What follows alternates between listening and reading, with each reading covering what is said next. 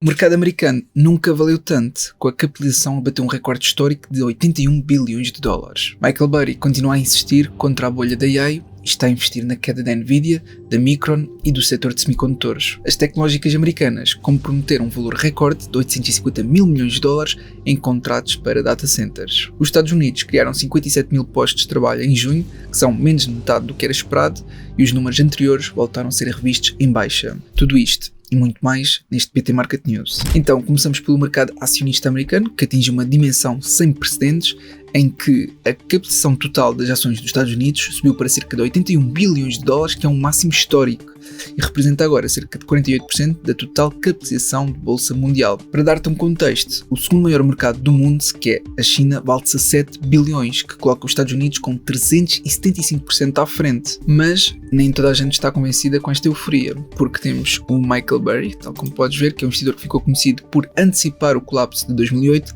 tomou novas posições na queda, neste caso dos semicondutores ligados a AI. E segundo os dados divulgados, está a investir na queda da Micron, da Nvidia, da Applied Materials e do ETF de semicondutores. No caso da Micron, o argumento assenta na valorização, com a ação a subir 248% desde o início do ano. No geral, os semicondutores representam agora cerca de 20% do peso do S&P 500.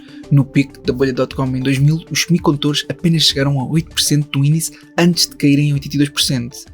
E estes números estão a gerar interpretações distintas entre os participantes do mercado. Além disso, o investimento em infraestruturas da AI entrou numa nova fase, em que as tecnológicas americanas comprometeram um valor recorde de 850 mil milhões de dólares em contratos de arrendamento de data centers para os próximos anos. Isto é uma subida de 204% face ao ano anterior e um salto de 31% no único trimestre, em que a Oracle lidera com 250 mil milhões de dólares em compromissos totais, colocando isto em perspectiva do país inteiro. Portanto, o investimento em AI da Alphabet, Amazon, Meta, Microsoft e Oracle deverá chegar a cerca de 3,2% do PIB dos Estados Unidos em 2027. E já se confirma que o investimento anual destas empresas da AI vai ultrapassar a despesa nacional em defesa. Perante este cenário de máximos históricos que acabamos de ver e também avisos de bolha vindos de todos os lados, faz sentido olharmos para alternativas mais defensivas, como é o caso aqui das obrigações.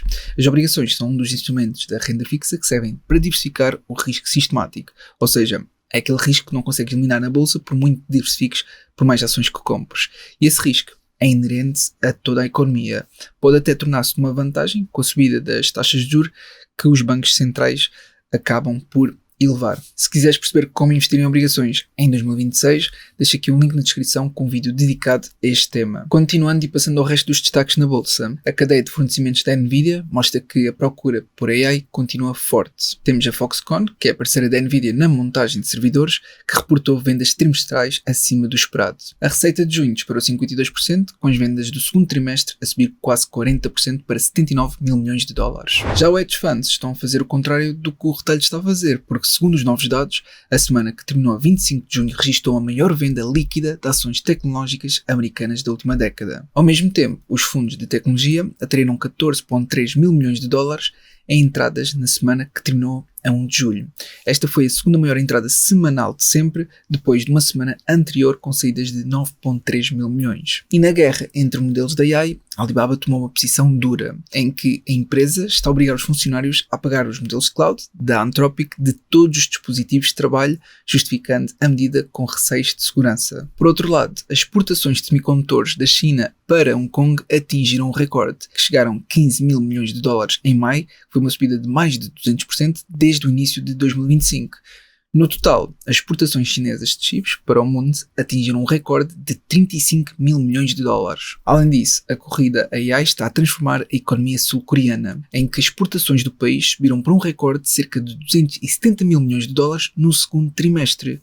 Só em junho, as exportações cresceram 59,5% face ao ano anterior, que é uma aceleração face aos 53,4% de maio. E a Coreia do Sul quer também canalizar a receita fiscal extra deste setor de chips para AI, em que o governo planeia criar um fundo de resposta ao futuro financiado com o excedente fiscal do setor dos semicondutores. Já na Europa, a EasyJet aceitou uma proposta de compra, em que esta companhia aérea britânica aceitou os termos de uma oferta do fundo norte-americano Castle Lake, em que avalia em cerca de 6 mil milhões de euros. E a SpaceX voltou a centrar as atenções dos investidores com a sua entrada na Nasdaq 100. Por outro lado, os robôs humanoides estão a chegar em força à corrida das entradas em bolsa. Temos, por exemplo, a Unitree Robotics, que recebeu a aprovação final para a estreia na bolsa de Xangai, com o objetivo de levantar cerca de 619 milhões de dólares. E esta empresa registrou cerca de 250 milhões de dólares em receitas em 2025, com os humanoides a representarem mais de metade desse valor. E uma das ações que continua a mostrar crescimento consistente é o Mercado Libre, em que, segundo os dados de mercado, nenhuma empresa na história da bolsa registrou 30 trimestres seguidos com um crescimento acima de 30%. Estando a caminho de ser a primeira a consegui-lo. E o setor da saúde nos Estados Unidos atingiu um novo máximo histórico, em que o ETF do setor, que é o XLV, marcou um novo recorde numa reviravolta face ao desempenho anterior. Além disso, o apetite pelo risco entre os investidores de retalho está em níveis recorde, porque temos opções que expiram no próprio dia a representarem agora um recorde de 48% de todo o volume de opções de retalho, sendo que esta percentagem mais que triplicou nos últimos 5 anos. No campo macroeconómico, os dados de emprego dos Estados Unidos voltaram a desiludir, em que junho criaram-se apenas 57 mil postos de trabalho, que é bem abaixo dos 110 mil que eram esperados.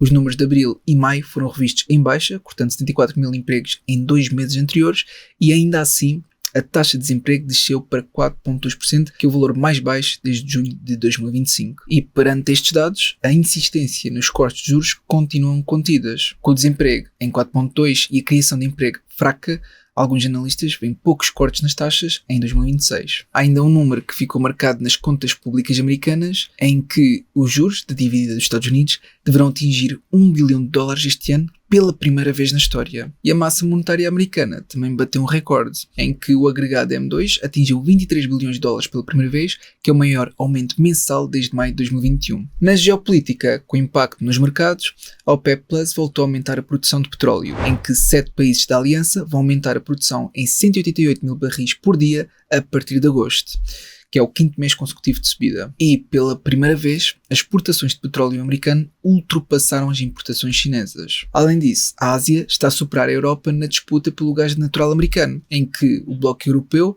entra no inverno com o nível de armazenamento de gás mais baixo em 15 anos. No mundo das criptomoedas, o vice-presidente dos Estados Unidos falou sobre o Bitcoin, em que o J.D. Vance afirmou que o Bitcoin se está a tornar um ativo estratégico importante para os Estados Unidos na próxima década. Além disso, as probabilidades da aprovação da chamada Clarity Act, que é a lei de clareza regulatória, voltaram a subir acima dos 50%. No que toca ao mercado acionista, o índice de Buffett mostra neste momento uma consolidação entre os 240% e 230%. E quanto ao índice do medo de ganância, entramos agora em níveis neutros. Para finalizar, deixo aqui uma nota dos principais earnings que irão sair na próxima semana, com destaque para o dia 14, em que temos vários bancos como a JP Morgan, Bank of America, a lançarem os resultados, e depois a ASML e a Johnson & Johnson no dia 15 e a TSM no dia 16. Já em Portugal, o governo lançou novos certificados do Tesouro para atrair as poupanças das famílias, em que são os certificados do Tesouro de Série 5, que é um produto a 10 anos com taxas fixas e crescentes entre 2,35% a 3,35%. E o Banco de Portugal apertou as regras do crédito, em que uma nova recomendação altera os limites à concessão de crédito à habitação e ao consumo a partir de 1 de agosto, com um dos limites a ser a taxa de esforço máxima, que passa a ser de 50% para 45%. Além disso, a taxa de juros dos empréstimos para a compra de casa subiu em maio pelo 2º mês seguido, que foi no maior salto em 3 anos.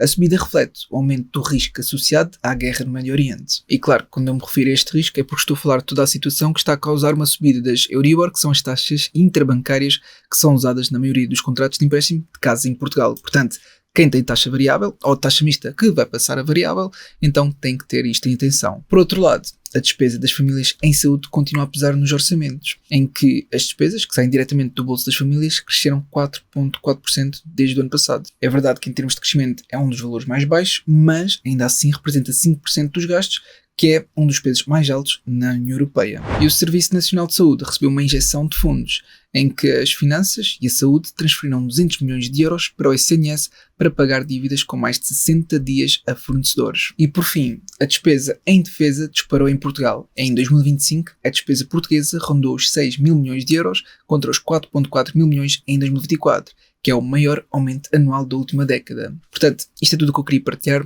Eu realmente espero que tenha sido útil. Se foi, não te esqueças de colocar um gosto para apoiar, e até uma próxima.